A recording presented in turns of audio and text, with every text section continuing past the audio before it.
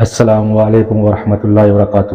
آج ایک بار پھر قاری حنی ملتانی رحمۃ اللہ علیہ کا بیان لے کر حاضر ہوا ہے، جس کا عنوان ہے اللہ تبارک و تعالیٰ کا خوف، جسے بیان فرما رہے ہیں قاری صاحب۔ چلیے بیان کو شروع کرتے ہیں۔ فرمایا فَأَخَذَتْكُمُ الصَّاعِقَةُ وَأَنْتُمْ تَنْظُرُونَ۔ قوم کے سامنے حق بات آئی، اللہ کا پیغام آیا، انہوں نے جب ٹھکرا دیا، جبریل امین نے ایک چیخ ماری، ایک چنگاڑ ماری، ساری کائنات انسانی برباد ہو گئی۔ فَأَخَذَتْكُمُ الصَّاعِقَةُ وَأَنْتُمْ تَنْظُرُونَ۔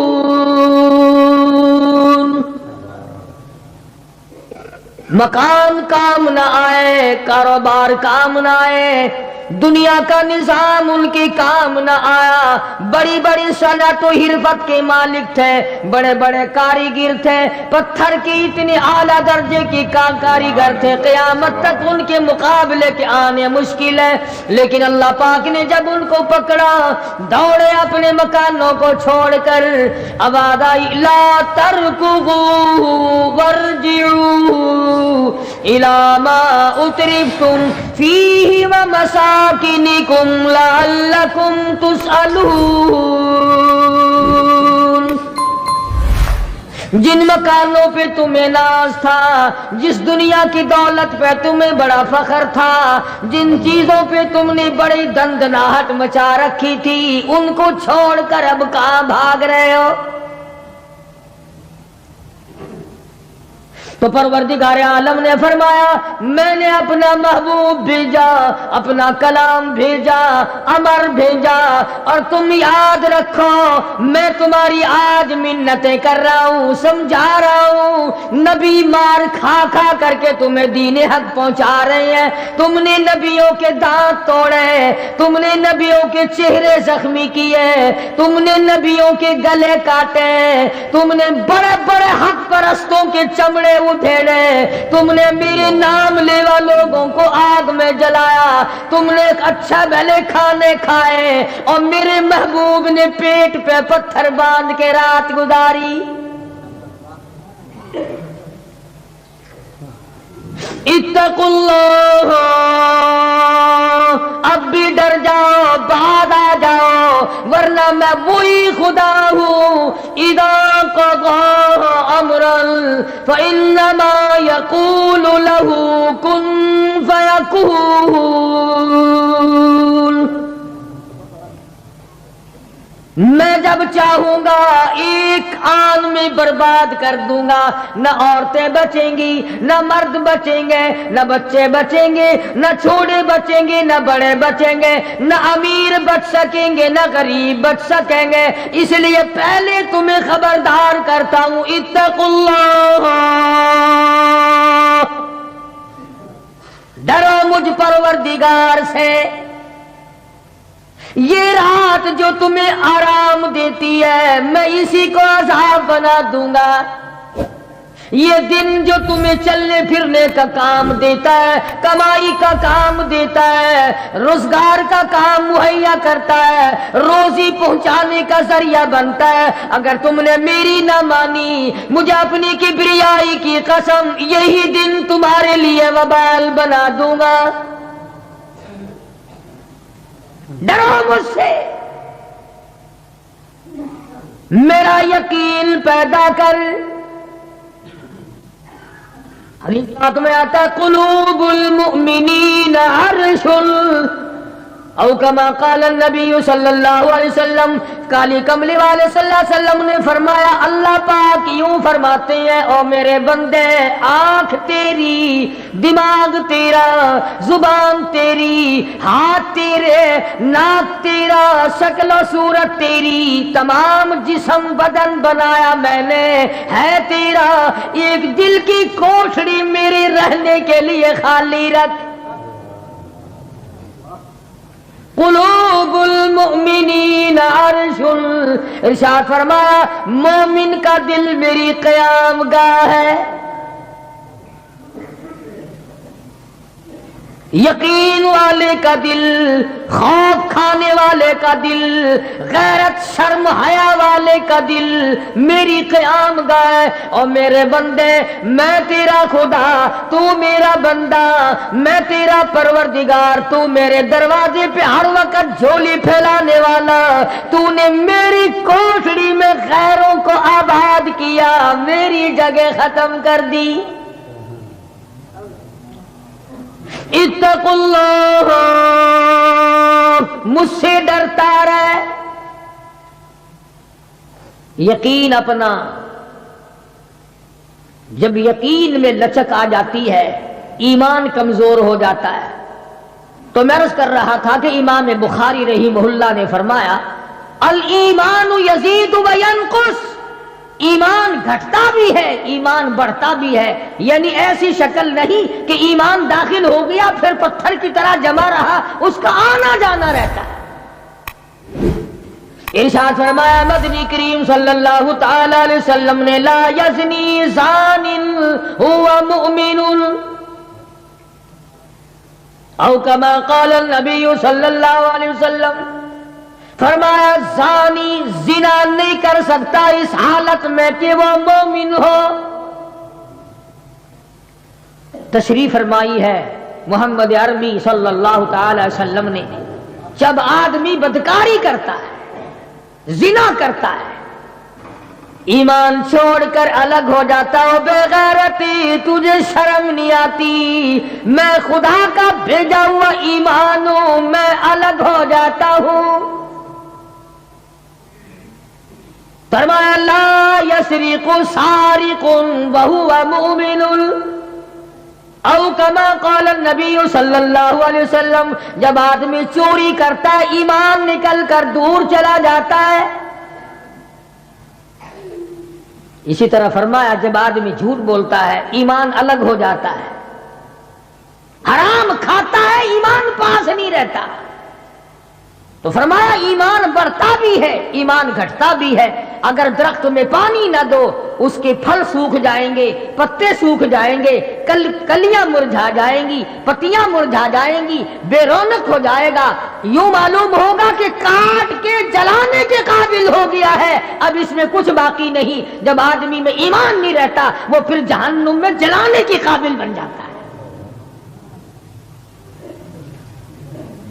اعمال پانی ہے، پروردگار عالم کا ذکر پانی ہے، استغفار پانی ہے ایمان کے لیے، درود شریف محمد کریم صلی اللہ علیہ وسلم کے ذات اقدس پہ پڑھو گے ایمان کو پانی ملے گا۔ جیسے تجھے پیاس لگتی ہے پانی کی، ایمان کو پیاس لگتی ہے اللہ کے ذکر کی۔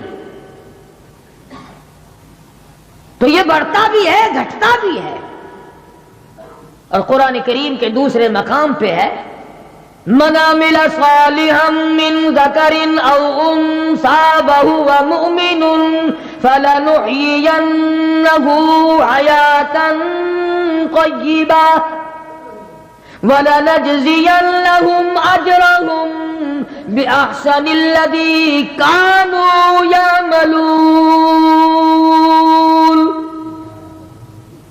مرد ہو یا عورت ہو، اللہ پاک فرماتے ہیں وَهُوَ مُؤْمِنٌ فَلَنُحْيِيَنَّهُ، دنیائی میں ایمان کا مزہ چکھنے لگتا ہے۔ اس اعتبار سے پتہ چلا کہ ایمان ایسی چیز نہیں جو دیکھنے میں آئے، ایمان ایسی چیز ہے اس کی لذت، اس کی مٹھاس، اس کی حلاوت، اس کا کیف، اس کا سرور آدمی کے منہ میں بھی آتا ہے۔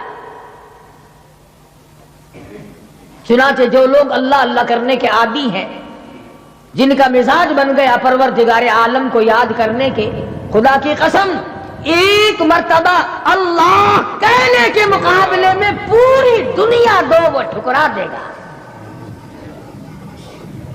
وہ کہتا ہے اس میں تو اتنا مزہ ہے، پوری کائنات میں اتنا مزہ نہیں۔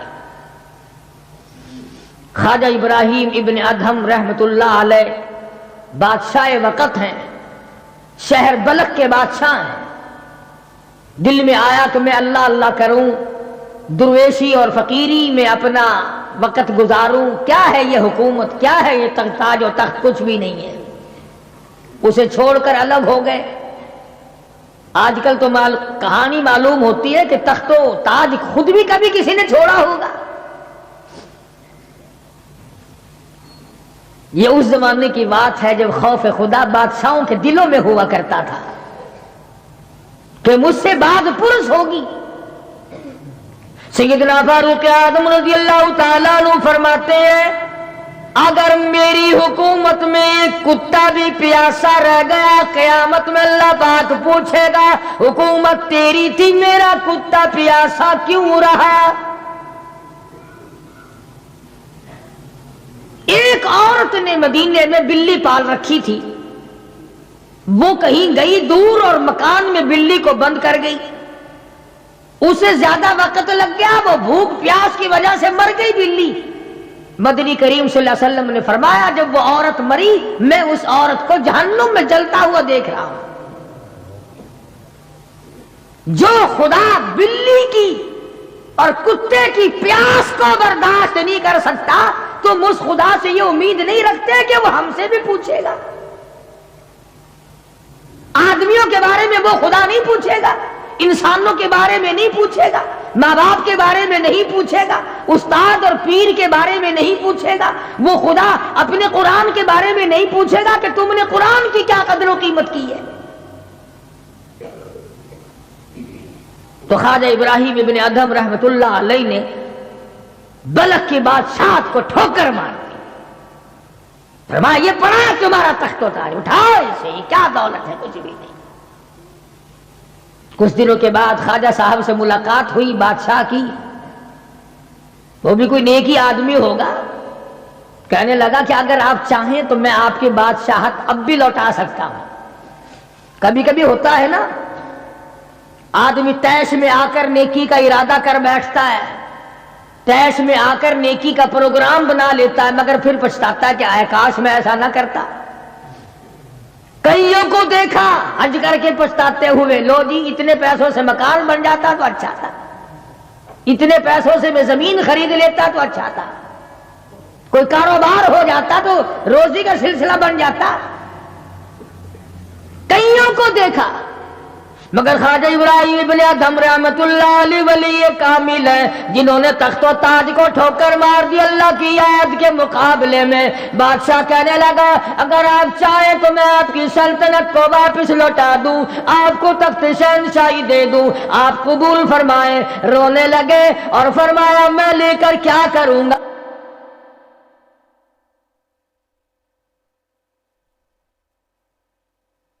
مجھے میری فقیری میں، مجھے میری درویشی میں، مجھے اللہ اللہ کرنے میں جو مزہ آتا ہے وہ سلطنت اور تخت و تاج میں تجھے کبھی نہ آیا ہوگا، کب آ سکتا ہے؟ فرمانے لگے تتجافى جنوبهم عن المضاجع يدعون ربهم خوفا وطمعا ومما رزقناهم ينفقون۔ فرمایا سر سجدے میں رکھ کر میں ایک مرتبہ یوں کہتا ہوں سبحان ربی الاعلی، جو اس میں مزہ آیا وہ ساری عمر کی بادشاہت میں مزہ نہ آیا۔ وہ کیف کہاں، وہ لذت کہاں، وہ سرور کہاں، وہ تمام حلاوت کہاں جو پروردگار عالم نے اپنی یاد میں رکھی ہے۔ اور خدا کو یاد وہ آدمی کرے گا جو اللہ کے ڈر کو پہلے دل میں بسا لے گا۔ فرمایا اتقوا اللہ وکونوا مع الصادقین۔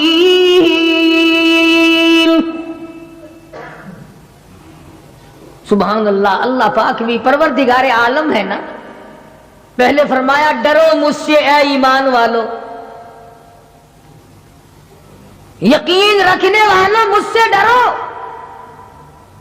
کلمہ پڑھنے والوں مجھ سے ڈرو، مجھے اپنا رب ماننے والوں مجھ سے ڈرو، محبوب دو عالم صلی اللہ علیہ وسلم کو آخر الزماں پیغمبر ماننے والوں مجھ سے ڈرو، رشوت لیتے وقت ڈرو، حرام کھاتے وقت ڈرو، چوری کرتے وقت ڈرو، کسی کی بہو بیٹی کی آبرو برباد کرتے وقت ڈرو، تخت شہنشاہی پہ بیٹھ کے ڈرو، مزدوری کرتے ہوئے ڈرو، اس لیے کہ میں ہر وقت تمہارے قریب رہتا ہوں۔ بے شک بے شک۔ صحابہ کرام نے عرض کیا، حضور اکرم صلی اللہ علیہ وسلم نے فرمایا اللہ پاک تمہارے قریب رہتا ہے، تو فرمانے لگی ربنا قریب فنناجی، کیا رب العالمین ہمارے بالکل قریب رہتا ہے، ہم سرگوشی کیا کریں، ام بعید، یا ہم سے دور ہے، فننادی، ہم اس کو آوازیں دے دے کر دور سے بلایا کریں، ابادائی ونحن اقرب الیہ من حبل الورید، او میرے بندے تو دور کے بارے میں سوال نہ کر، میں تو تیری سیاہ رگ سے بھی زیادہ قریب ہوں، میں بہت نزدیک ہوں، یہ الگ بات ہے کہ تم مجھے دور بھی نہیں مانتا۔ پھر یوں فرماتے ہیں کہ میں تیری کتنی برداشت کرتا ہوں،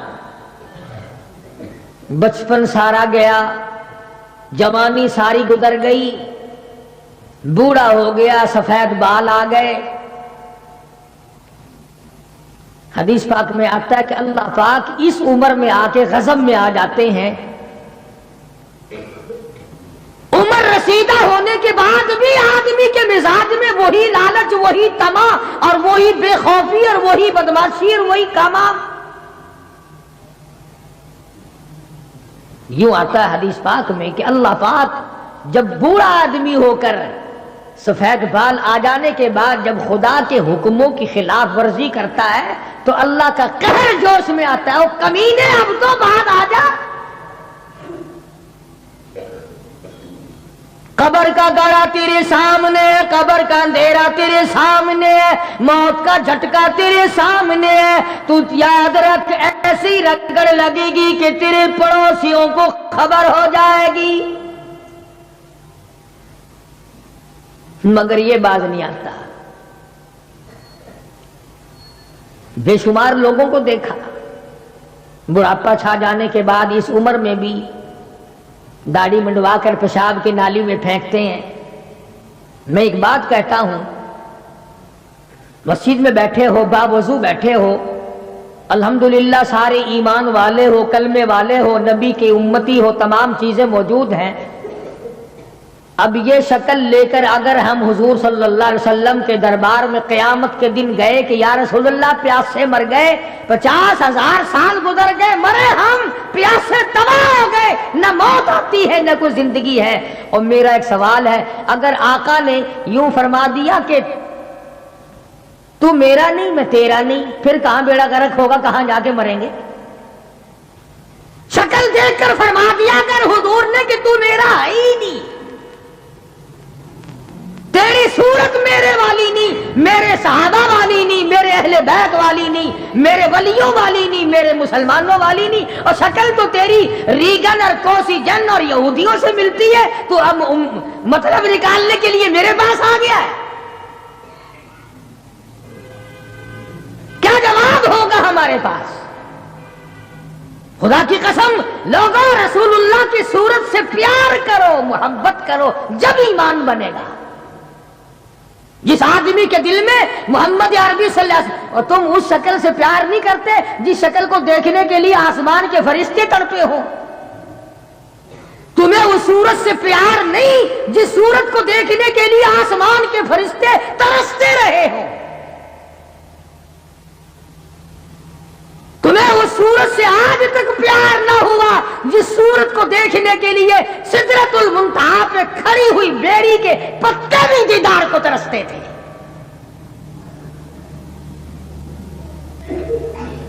ویسے ماشاءاللہ بڑی محبت کا دم بھریں گے، ہمارے نبی یوں ہیں، ہمارے نبی یوں ہیں، اور نبی تو سب کچھ ہے، تو بھی کچھ بنے گا کہ نہیں؟ وہ تو سب کچھ تھے، تو اپنا بتا تو کون ہے؟ اگر غلام ہے تو میرے آقا کا پھر غلام والی شکل بنا، آقاؤں والی شکل نہ بنا۔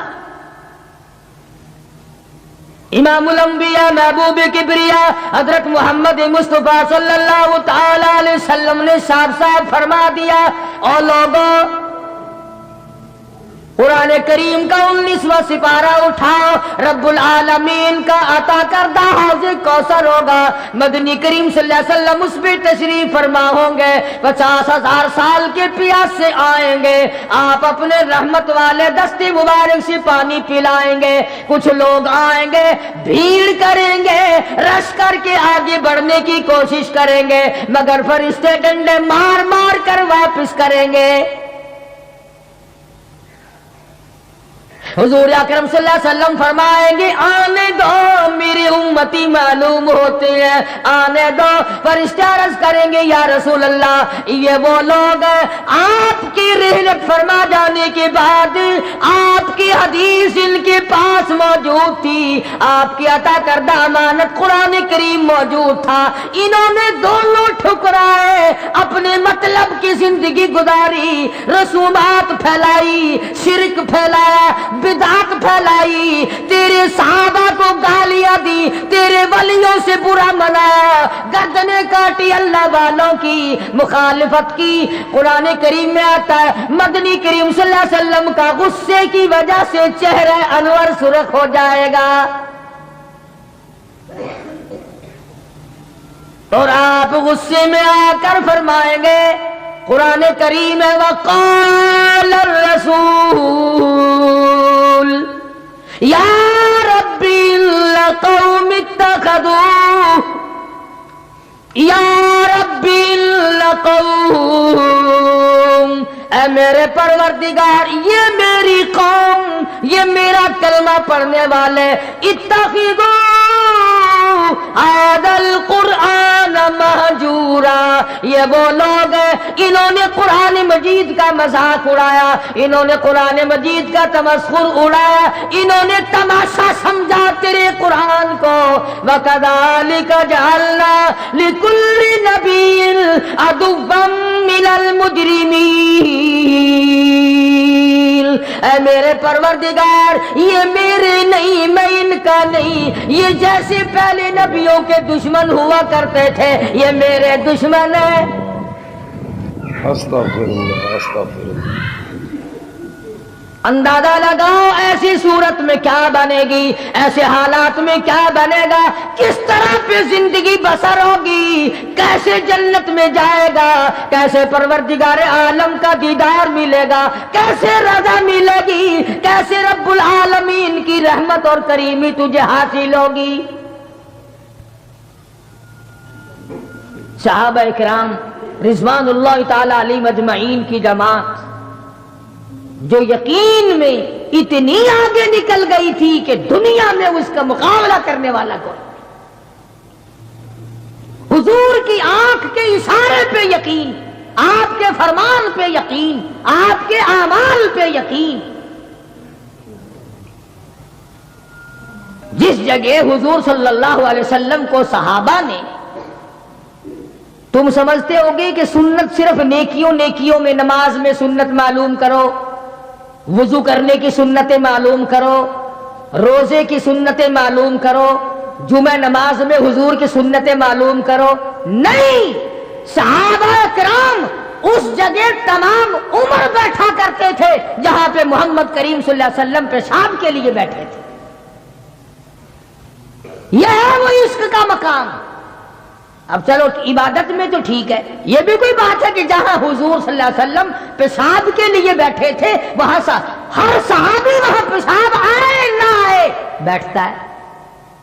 دیکھنے والے نے پوچھا ابو ہریرہ رضی اللہ تعالیٰ عنہ سے کہ جی آپ یہاں کیوں بیٹھے؟ فرمانے لگے اس لیے کہ یہاں میرے آقا بیٹھے تھے۔ کس لیے بیٹھے تھے؟ کہ یہاں حضور نے پیشاب فرمایا تھا۔ اب بھلا یہ بھی کوئی بات ہے کہ حضور نے یہاں پیشاب، صحابہ کہتے ہیں کہ ہم تو ہر اس ادا کو اپنائیں گے جو ہم نے اپنے آقا کی دیکھی۔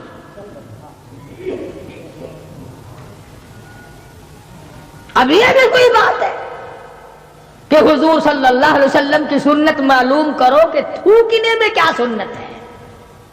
اب یہ تو کوئی عبادت نہیں، تھوکنا تو کوئی عبادت نہیں، مگر صحابہ کہتے ہیں کہ جس نے سنت کے مطابق تھوکنا ہو وہ بائیں طرف تھوکے، کھبی طرف تھوکے، آگے نہ تھوکے، ادھر رب العالمین کی ذات اس کے ساتھ ساتھ چلتی ہے، دائیں طرف نہ تھوکے، ادھر نیکی لکھنے والا فرشتہ ہے اس کا اکرام کر. صحابہ نے تھوکنے کی سنت کو بھی اپنایا، پیشاب کرنے کی سنت کو بھی اپنایا، استنجا کرنے کی سنت کو بھی اپنایا. معلومات کی ہیں، پوچھنے گئے ہیں ازواج مطہرات کے پاس صحابہ کرام تمام چیزیں. اب یہ بھی کوئی عبادت ہے کہ صاحب جوتا جب پہنو تو دایاں پاؤں پہلے ڈالو جوتے میں اور نکالو تو بایاں پاؤں پہلے نکالو؟ یہ کوئی عبادت تھوڑی ہے. مگر صحابہ کرام کہتے ہیں کہ ہمیں یہ معلوم ہوا اور ہم نے حضور صلی اللہ علیہ وسلم کو ہمیشہ یوں دیکھا، ہم تو یوں ہی کریں گے. اور جس قوم نے حضور کی اتباع جوتیاں پہننے میں کی ہو، تھوکنے میں اتباع کی ہو، پیشاب کرنے میں اتباع کی ہو، اور کھانے میں اور پینے میں اور حکومت چلانے میں اور عدل و انصاف کرنے میں اور غریب کی ہمدردی کرنے میں حضور اکرم صلی اللہ علیہ وسلم کی سنتوں پہ عمل کیا ہو، ان سے زیادہ یقین والا کون ہو سکتا ہے؟ عروہ بن مسعود رضی اللہ تعالی عنہ ثقفی صحابی ہے، بعد میں مسلمان بنے، حدیبیہ کے مقام پر کفار کی طرف سے سفیر بن کر آئے حضور صلی اللہ علیہ وسلم سے بات کرنے کے لیے. اللہ اکبر. عروہ بن مسعود بات کرتے تھے حضور صلی اللہ علیہ وسلم سے تو ہاتھ آگے بڑھا بڑھا کر، یعنی خوشامدانہ طریقے سے حضور صلی اللہ علیہ وسلم کی داڑھی مبارک کی طرف ہاتھ کرتا تھا عروہ بن مسعود، جو ابھی مسلمان نہیں تھا. عروہ بن مسعود رضی اللہ تعالیٰ عنہ نے ہاتھ بڑھایا حضور کی داڑھی مبارک کی طرف، منت کی غرض سے، بات کرنے کی غرض سے، خوشامد کی غرض سے. مغیرہ ابن شعبہ رضی اللہ تعالیٰ عروہ بن مسعود کا سگا بھتیجا حضور صلی اللہ علیہ وسلم کے پاس پہرے دار بن کے کھڑا ہے. ادھر عروہ بن مسعود نے ہاتھ آگے کیا، مغیرہ ابن شعبہ سگے بھتیجے نے جو ایمان لا چکا تھا چچا کے ہاتھ پہ تلوار کا قبضہ مارا اور کہنے لگا ہاتھ پیچھے رکھ ورنہ کاٹ کے رکھ دوں گا.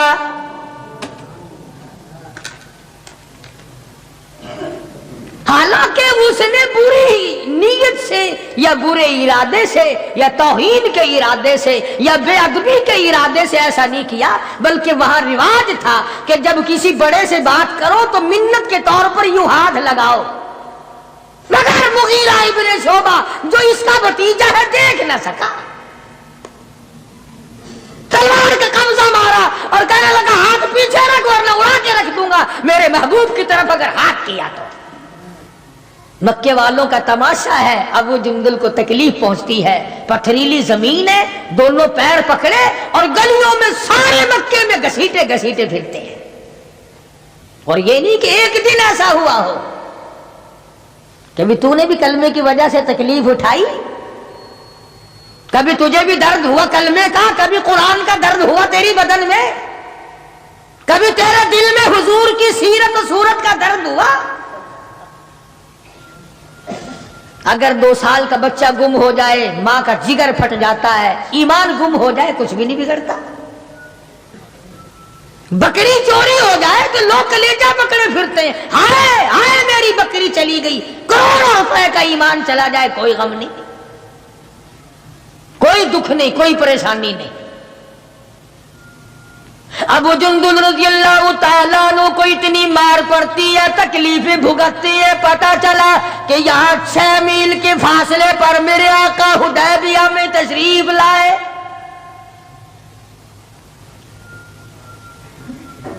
اور ایک دن ابو جندل نے یہ نہیں کہا کہ یارو نہ مارو میں کلمہ نہیں پڑھتا ہوں. ایک دن زبان نہ پھیری، ایک دن بھی. دنیا کی تاریخ گواہ ہے کہ محمد عربی صلی اللہ علیہ وسلم کی نگاہوں نے جن صحابہ کو رنگ دیا نگاہ نبوت نے، وہ قیمہ تو بن گئے مگر وہ ایمان سے نہ پھرے.